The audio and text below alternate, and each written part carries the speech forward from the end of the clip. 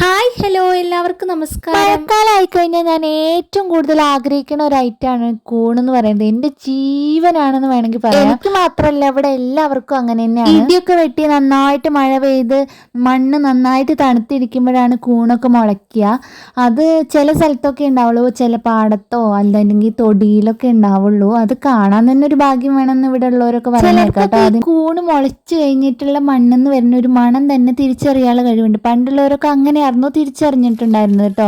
ഈ കൂണിൻ്റെ അത്ര ടേസ്റ്റ് ഒന്നും നമ്മൾ വാങ്ങിക്കുന്ന കൂണിന് കിട്ടുന്നില്ല. പ്രകൃതി തരുന്നതുകൊണ്ടാവാം ഇത്രത്തോളം. നല്ല കൂണും വിഷക്കൂണും ഒക്കെ ഉണ്ട്. അതും തിരിച്ചറിയണവർ മാത്രം ഉപയോഗിക്കുക. മഞ്ഞൾപ്പൊടി വെള്ളത്തിൽ കുറച്ച് നേരം ഇട്ട് വെച്ച് കഴിഞ്ഞാൽ നല്ല കൂൺ ഏതാന്നൊക്കെ തിരിച്ചറിയാൻ പറ്റും കേട്ടോ. നന്നായിട്ട് കഴുകിയെടുത്ത കൂണിലേക്ക് ആവശ്യത്തിന് വെള്ളം, അതിലേക്ക് ആവശ്യത്തിനുള്ള ഉപ്പ്, മഞ്ഞൾപ്പൊടി, മുളക് പൊടി, ചീനിമുളകും ചെറിയുള്ളിയും കൂടി ചതച്ചത്, പിന്നെ കറിവേപ്പിലയും കൂടി ചേർത്ത് നന്നായിട്ട് വേവിച്ചെടുക്കുക. വേവിച്ച് വരുമ്പോൾ നമ്മൾ വെളിച്ചെണ്ണ കൂടി ചേർത്താൽ ഇവിടെ കറി റെഡി.